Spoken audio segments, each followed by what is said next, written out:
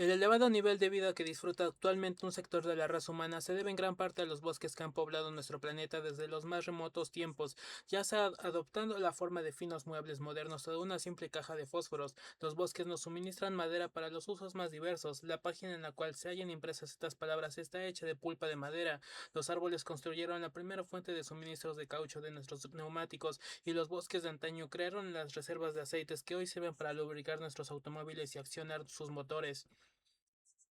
Aunque numerosos grupos humanos han alcanzado ya un alto grado de bienestar, siguen luchando incesante y alocadamente por la meta de espejismo de una riqueza aún mayor, con lo que es posible que realmente se estén dirigiendo hacia un desastre ecológico. Hasta ahora los bosques han continuado atendiendo nuestras crecientes necesidades, pero existen presagios de peligro para el futuro. El aceite escasea y los bosques vivientes se consumen. Para que un mecanismo complejo pueda seguir funcionando, todas sus piezas deben trabajar en común y sin gran esfuerzo. Así la vida del hombre primitivo estaba adaptada a su entorno, cazaba en los bosques y recogía frutos, pero no consumía los recursos naturales con la rapidez con que estos podían reemplazarse.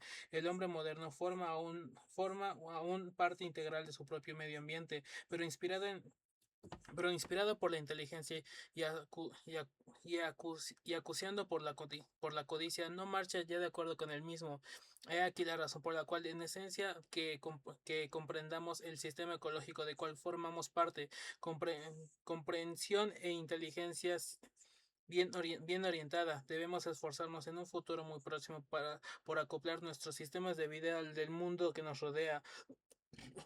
Los bosques representan el estado más avanzado de vida libre que puede alcanzarse en la Tierra. Sus partes vivas, siempre interesantes y con frecuencia hermosas, trabajan todas al unísono, de tal modo que potencialmente todo el sistema de vida es indestructible para quienes estén dispuestos a aprender. Los bosques tienen mucho que enseñar.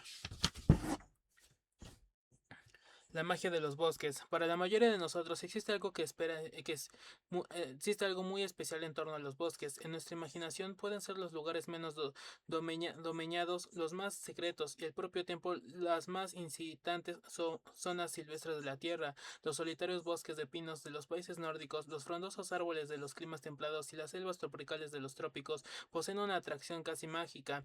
A, a su sombra, con las ramas entrelazadas por encima de nuestras cabezas y los troncos de sus árboles cerrándose por todas partes, no existen horizontes dilatados. No tenemos más remedio que, con, que concentrarnos en la abundante vida que nos rodea. Los bosques constituyen mundos propios íntimos y con todo están llenos de vida. En otra época, no hace muchas generaciones, las zonas de América del Norte y Europa Occidental, donde donde tantos de nosotros desarrollamos nuestra agitada urbana actividad urbana estuvieron cubiertas de bosques. Nuestros antepasados talaban los árboles para obtener combustibles y materiales de construcción y creaban espacios abiertos para la agricultura. Para ellos, los bosques representaban la naturaleza no dominada y la libertad tras las inquietudes de las jornadas de trabajo.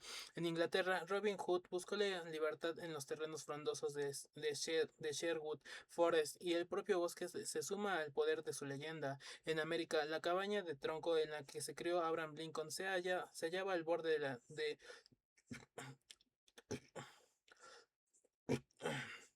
se hallaba al borde de una inmensidad forestal, justamente como la salvaje frontera que conocía Davy Crockett.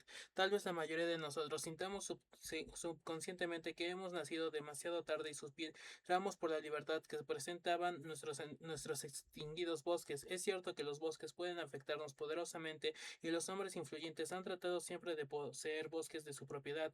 Los reyes norma Los reyes normandos de Inglaterra encerraron el primitivo New Forest para su propio placer y esparcimiento, y hombres poderosos nacidos después de que los hombres hubieran desaparecido trataron de crearlos de nuevo. En épocas más modernas, los árboles de los parques municipales y los más poderosos soportes de madera de nuestras forestas y parques nacionales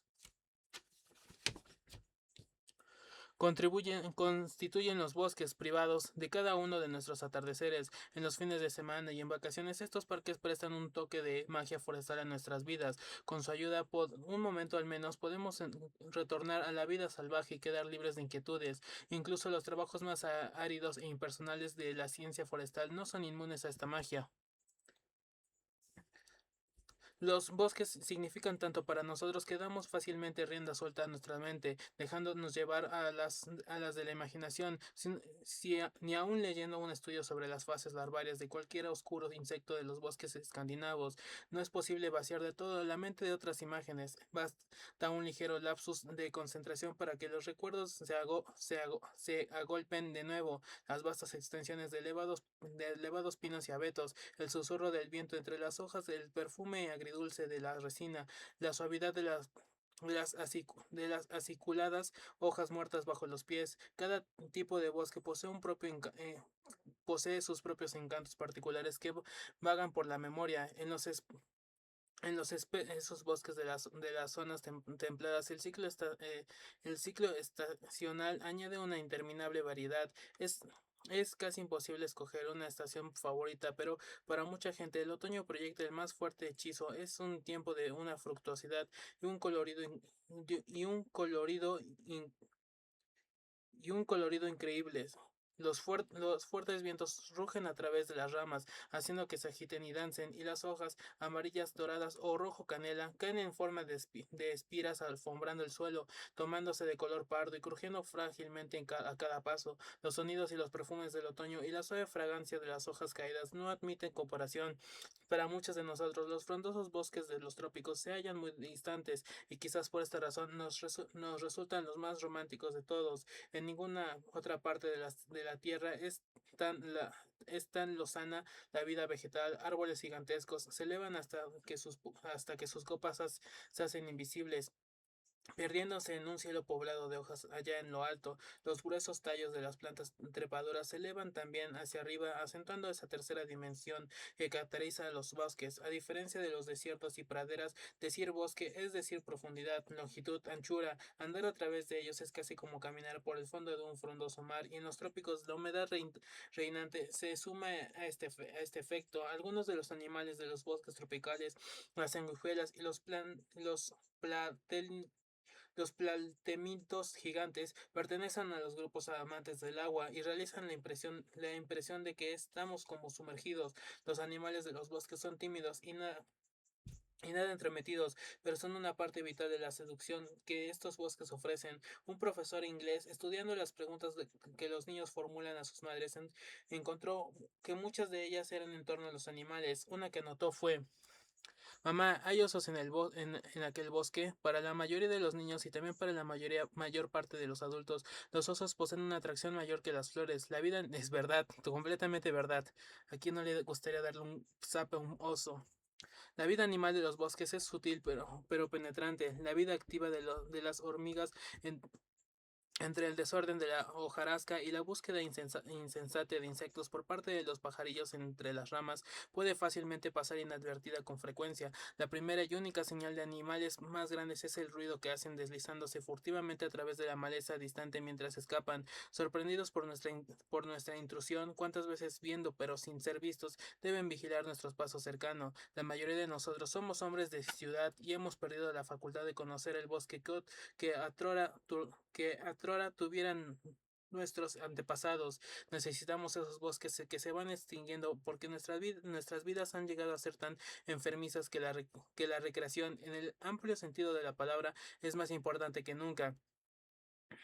Pero para descubrir los bosques precisamos una guía que no sea entrometida, un guía que no sea entrometido. En las páginas que sigue intentamos apresar con palabras e imágenes la magia de los bosques y la vida que en ellos late, con ayuda de la ciencia moderna y en especial de la ecología, la forma en la cual las plantas y los animales actúan individual y colectivamente en sus comunidades vivientes. Es posible comprender el sentido de los bosques que pueblan la tierra con mayor claridad que lo fuera jamás anteriormente. Cuando no son molestadas por el hombre, las plantas crecen, producen semillas y mueren en una sucesión inacabable. Existe una lucha silenciosa e incesante entre los individuos y entre las especies por el espacio vital, la luz del sol, el agua y las sustancias alimenticias que nos da la Tierra. Solamente las partes más áridas y más frías de la superficie del globo y las profundidades más oscuras de los océanos dejan de proporcionar condiciones idóneas para plantas de una u otra clase.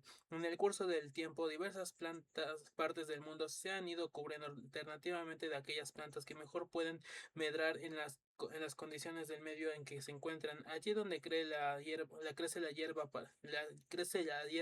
nace la pradera, la estepa o el erial.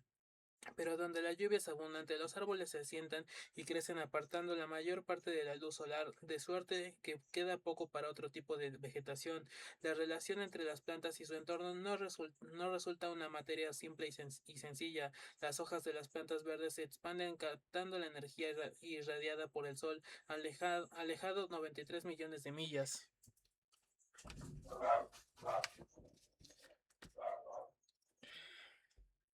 Con esta energía crean azúcares a partir del dióxido de carbono del aire y del agua de la tierra. Los azúcares, a su vez, combinados con sustancias nutritivas procedentes de la tierra, tomadas a través de las raíces por las plantas, se usan para formar la materia de partes tales como hojas y ramas. Toda esta actividad produce también a la creación de vegetales.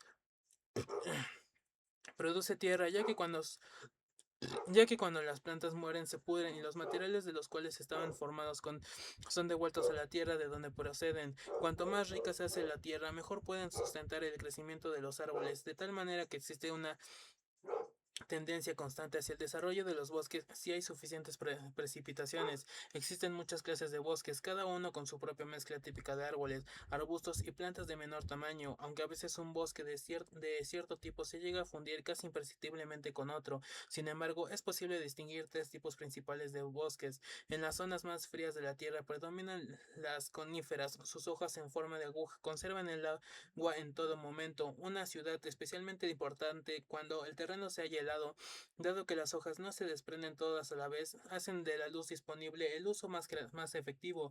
En los climas templados, la mayor parte de los árboles poseen amplias hojas que se pierden en el otoño, a fin de reducir al mínimo el daño causado por las heladas. En los trópicos, la mayoría de los árboles disponen de anchas hojas en todas las estaciones, por cuanto los bosques tropicales se desarrollan en zonas en las cuales no existe la escasez de agua peculiar de las distintas estaciones, ni se producen heladas, mudando solo unas cuantas hojas a la vez. Los árboles pueden aprovecharse de la del sol durante todo el año. Los bosques ofrecen muchos medios de vida, utilizando la terminología de los biólogos, nichos ecológicos para muchas clases de animales. Existen espacio vital entre las ramas, en el suelo y en las capas superficiales de la tierra. La savia, la corteza de los árboles, los brotes, las hojas, las flores, los frutos y semillas constituyen alimentos para los animales herbívoros, los que comen plantas, y estos sirven a su vez para alimentar a los animales carnívoros. Durante el largo curso de la evolución, los animales del bosque se han adaptado progresivamente para trepar mejor, colgarse de las ramas y saltar o quizás para correr sobre el terreno por debajo de las ramas. Han sido conformados por el medio ambiente en el que viven y ellos a su vez ayudan a dar forma a este. Por ejemplo, las plantas que una vez fueron ideales como alimento para los animales se han adaptado para sobrevivir mediante el desarrollo de espinas protectoras o un gusto amargo y desagradable. Otras han adoptado formas para beneficiarse de los animales presentes. Algunos árboles, por ejemplo, producen semillas contenidas en frutos carnosos que sirven a modo de sabroso soborno para los animales que de este modo distribuyen las semillas. No toda la materia vegetal es tan apetitosa. De hecho, gran parte de la misma resulta con frecuencia dura y difícil de digerir. Los animales que se alimentan de ella precisan disponer de un eficiente mecanismo triturador para desmenuzarla en pequeños trozos antes de que comience la digestión. Los mamíferos herbívoros, por ejemplo, poseen dientes premolares y molares con superficies de forma de arista cerca de la parte posterior de la boca, que actúan de forma similar a piedras de molino. Muchos de los mamíferos herbívoros más pequeños son roedores, tales como ratones, ardillas y puercoespines.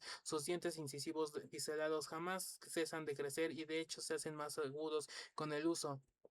Son ideales para abrir nueces o para arrancar la corteza de los árboles. Algunos de los mamíferos herbívoros de mayor tamaño se alimentan de hierba y otras plantas que crecen bajo los árboles. Un grupo más nutrido se alimenta arrancando las ramas y dejando solamente la parte leñosa que ningún mamífero puede digerir. Este método de alimentación se denomina ramoneo.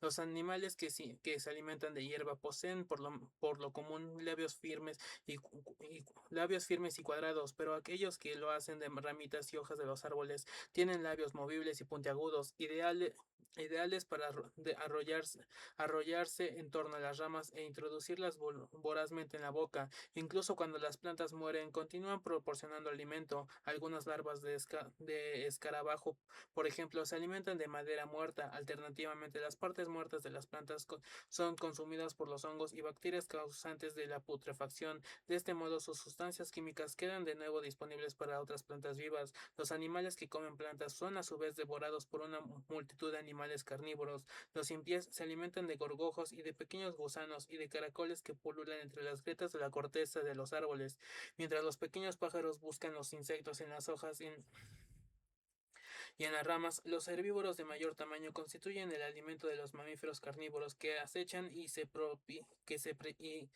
precipitan sobre su presa o la persiguen con saña. Para defenderse de estos ataques, los herbívoros utilizan una amplia variedad de tácticas. Algunos tienden a permanecer inmóviles, haciendo uso de su excelente camuflaje, mientras otros confían en su velocidad para ponerse a salvo.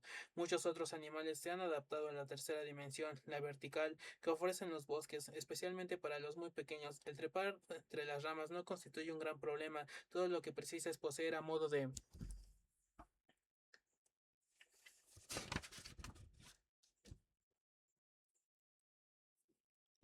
órganos de fijación en los pies o garras para clavarlas en la corteza de los árboles. Los trepadores más grandes se valen casi siempre de garras y algunos poseen largos dedos que pueden rodear así las ramas. Si un dedo del pie puede oponerse a los otros, al igual que el pulgar humano se opone a los restantes dedos, el resultado es una abrazadera muy segura. El equilibrio es importante para los grandes trepadores y su larga cola le es útil en este sentido y para colgarse de las ramas. La posición de los ojos es también importante. Se calcula la distancia mucho mejor con dos ojos que con uno, de suerte que los mejores trepadores tienen ambos ojos en la parte frontal de la cabeza. Los animales voladores pueden desplazarse hábilmente de un árbol a otro y alcanzar incluso las ramas más altas con facilidad. No es sorprendente que los pájaros, los insectos alados sean muy numerosos y en los bosques. En realidad, son los pájaros, las mariposas, los monos, las ardillas, los animales que viven entre las ramas y revolotean o trepan ágilmente de una a otra, los que primero observan incluso el paseante más distraído que atraviesa un bosque y los que la dejan una impresión más imperecedera. Las criaturas del suelo nunca pueden ser más que un leve susurro crujido distante en la maleza, pero realmente habría que ser muy desafortunado para no ver ningún pájaro o marta o mono o cualesquiera de los moradores de árboles que el bosque pueda albergar. Se necesita paciencia y dedicación. Podría decirse que incluso cariño para descubrir la otra vida del bosque, la vida secreta que antes mencionábamos, la batalla silenciosa entre las plantas, las vidas y costumbres de las criaturas más pequeñas, más tímidas, un mundo oscuro y húmedo donde existen luchas y relaciones tan intensas y fascinantes como las de ese otro mundo más luminoso que se extiende por encima. Estos son secretos que el bosque entrega lentamente. El desentrañarlos y por ende aprender algo de la vasta maraña de vida que se entreteje por debajo entre y por encima de los árboles es vivir una de las más grandes aventuras de la vida.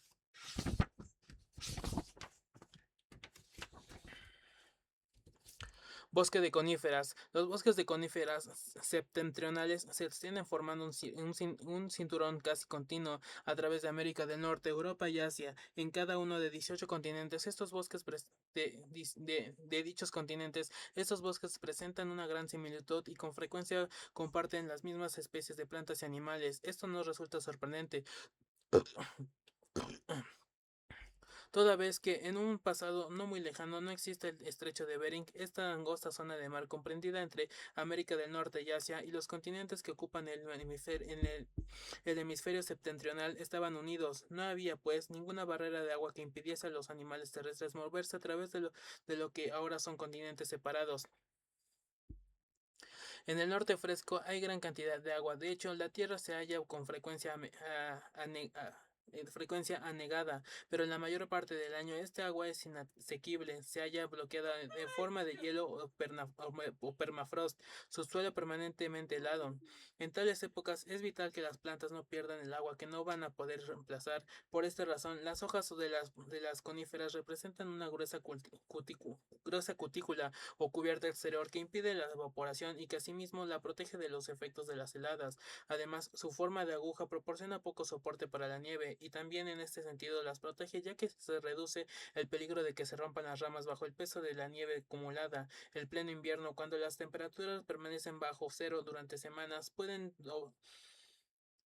doblarse las ramas bajo el peso de de la nieve, aunque raramente se rompen. Las coníferas poseen también otra maravillosa defensa contra eventuales invasiones o expoliadores, desde bacterias hasta herbívoros de gran tamaño. Las agujas, la corteza y la madera de las coníferas son ricas en resina, la cual, si el árbol resulta dañado, se esparce para cerrar la herida y, actuando en cierto modo como una costra de sangre seca, mantiene a raya a las nocivas bacterias y hongos. El sabor fuerte y bastante amargo de la resina detiene asimismo muchos animales que de otro modo se alimentarían de los árboles.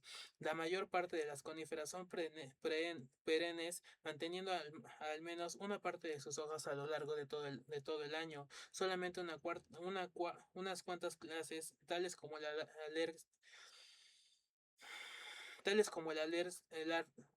erce, son de hoja caduca, perdiendo esta en el otoño. En el norte, donde la luz del sol nunca es tan intensa como en otras partes del mundo, los árboles que mantienen sus hojas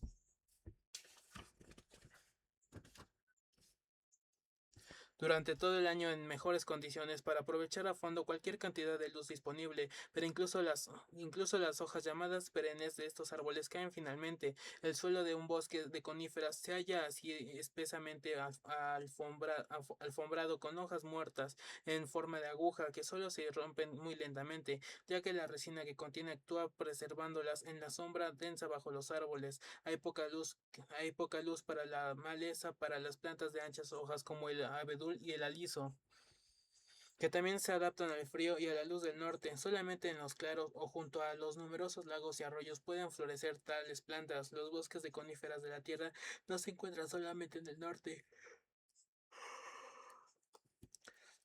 En otras partes del mundo, más hacia el sur, en las montañas las condiciones son muy similares a las de los bosques norteños. Por esta razón, parte de las pendientes de las montañas rocosas de América del Norte, los Alpes y los primeros en Europa y los montes Urales y Altai de Asia se hallan cubiertos de pinos.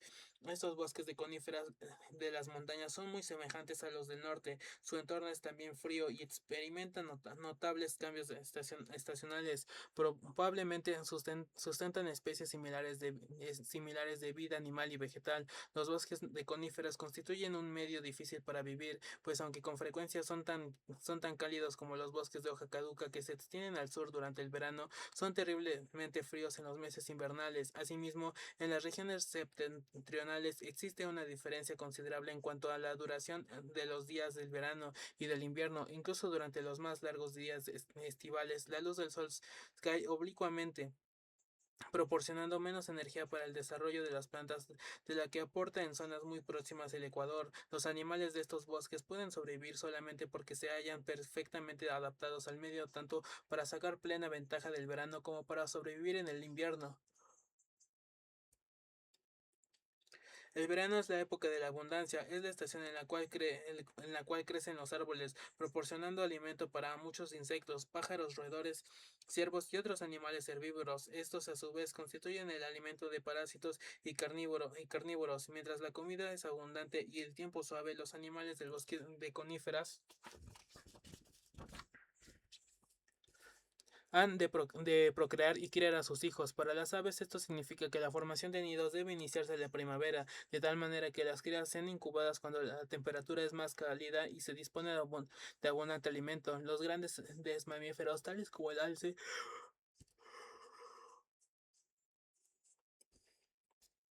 cuyas crías, cuyas crías requieren más tiempo de gestación, se aparean en otoño a fin de que los hijos nazcan en la primavera. Únicamente los osos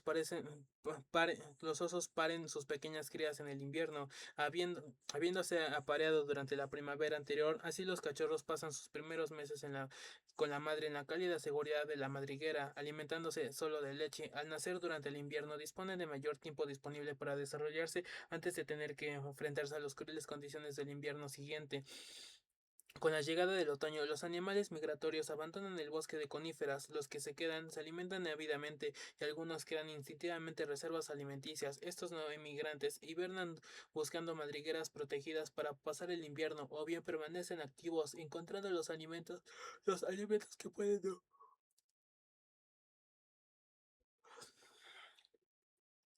que alimentos que pueden durante los breves y tristes días o las largas noches terriblemente frías. El invierno constituye la más dura prueba para los animales de los bosques de coníferas, y muchos de ellos no logran sobrevivir en la época en la que las crías más débiles mueren y la fortaleza de los individuos adultos vacila. Ambos son propensos a sucumbir a las condiciones frías e inhóspitas, aunque el hacerlo sirve a su vez de alimento para algunos de los supervivientes más afortunados. Cuando viene la primavera, los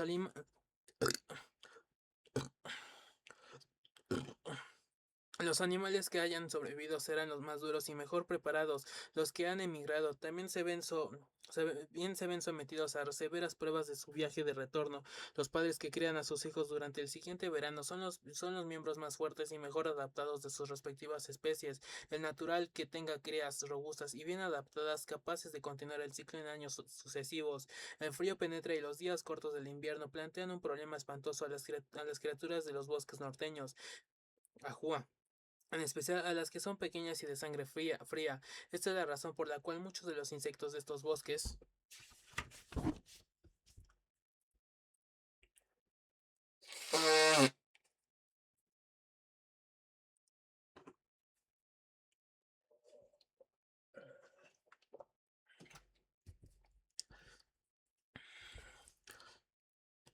tienen en su vida una larga etapa de inactividad. El entretenido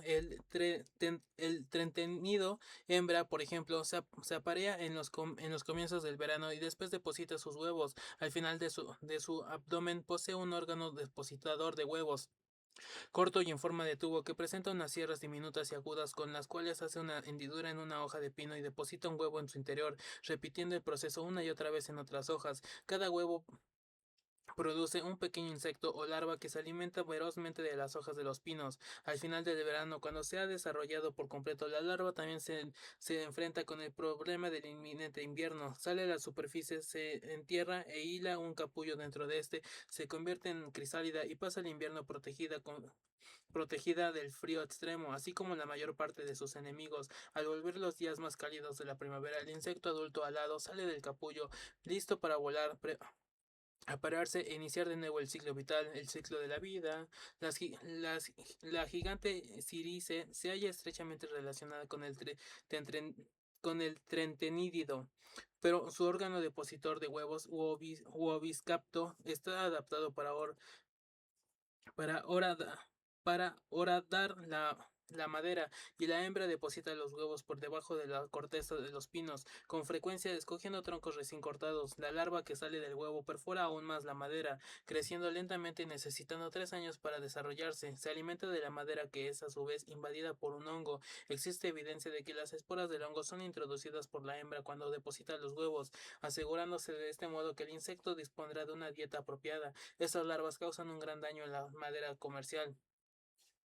El enemigo natural más efectivo de las larvas de la circe es una gran ichneumon denominado risa, cuyo cuerpo tiene más de una pulgada de largo y está armado con un oviscapto que es también 2 veces más largo. Este órgano se halla contenido en una funda provista de medios sensores que localizan al insecto de Cirice a través de una pulgada o más de madera, probablemente detectando diminutos vibraciones procedentes de su alimentación y movimientos con su agudo oviscapto. La hembra risa perfora rápidamente hasta llegar a la desvalida víctima y estrujando un huevo lo deposita sobre el insecto, la cual se halla entonces predestinando a una muerte larga y lenta. La larva Ichneumon se alimenta de él, alcanzando su desarrollo en el momento en que muere la infortunada larva de la cirice. Aun cuando muchas de sus larvas perecen de este modo, y aunque es totalmente indefensa y comestible, la cirice adulta es menos propensa a los ataques por parte de los pájaros que lo son la mayoría de los insectos de su tamaño. Esto se debe a su extraordinario parecido con el temible avispón.